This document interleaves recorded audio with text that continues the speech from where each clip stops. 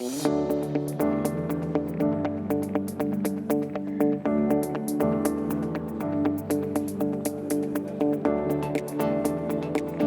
a board member, I believe what's happening now is purpose, mission. Those kinds of focuses of a company have become quite central to what attracts employees. I think that the relationship between employer and employee has changed dramatically in the last few years. I think there's been a real shift from the employer having a lot of the control. That's really shifted to the employee. The key to a success of a company is good people. Talent and competency actually makes the organization successful. And the board is really responsible for the strategic so-called underpinning of an organization.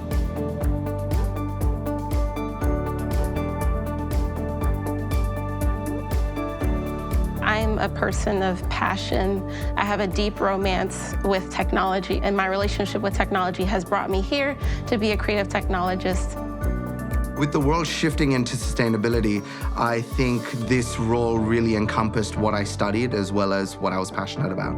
For us to be able to bring a sustainability aspect to the food service industry was just awesome. The purpose of the company that I work for is very much aligned with my own values.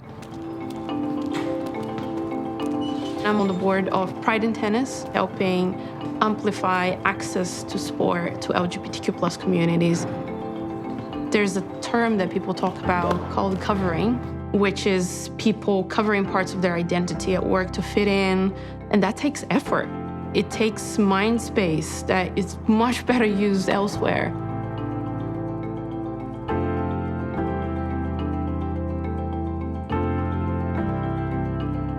It was really refreshing to go from my previous workplace, which was white male only because I work in technology, and come into EY and see a variety of people in different roles, and makes the trajectory forward for where I could be a lot more easy to imagine.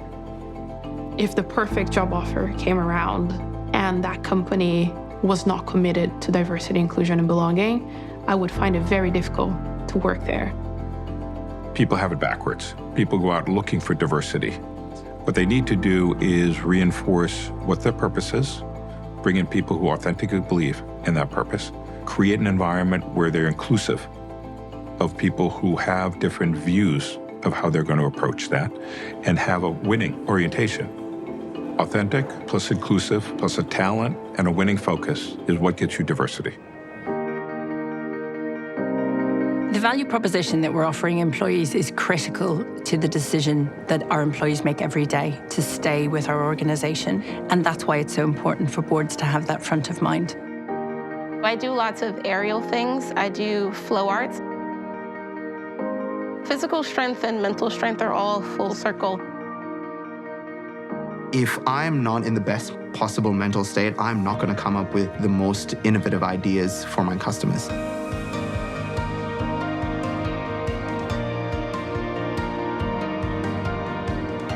The organization is so big that you got various kinds of people.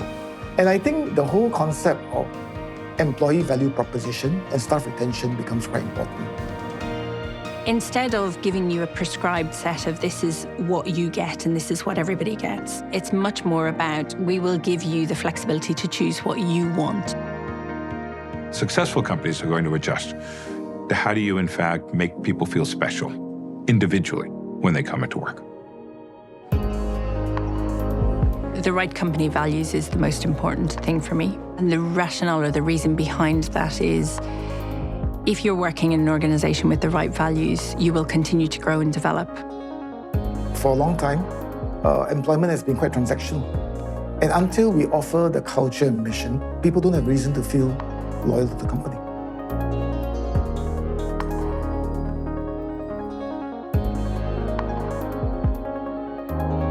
The challenge right now is finding a way to balance the company's activity on those social issues with their core mission as an organization. Being given the space and the platform to further the causes that I'm passionate about, I think that is incredibly important to me.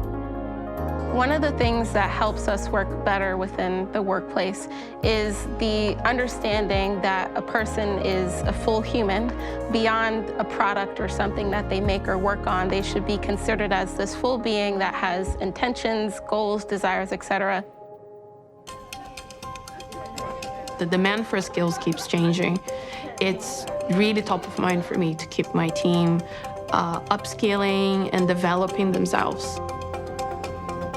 Being in a role like this, you inherently want to keep learning, not only about our customers and things they want, but also how the industry is changing.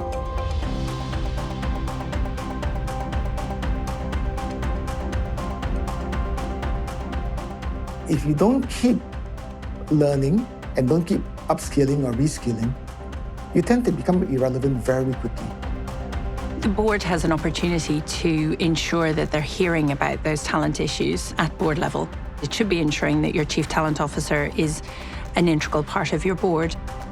I believe that you're going to see human capital management on a broader scale start to include issues of culture, issues of purpose, broader components of the social agenda and the social contract that you have with employees. You're never going to get customers that are super satisfied if you don't have employees that enjoy coming into work, enjoy doing what they do, are able to do it in an effective manner.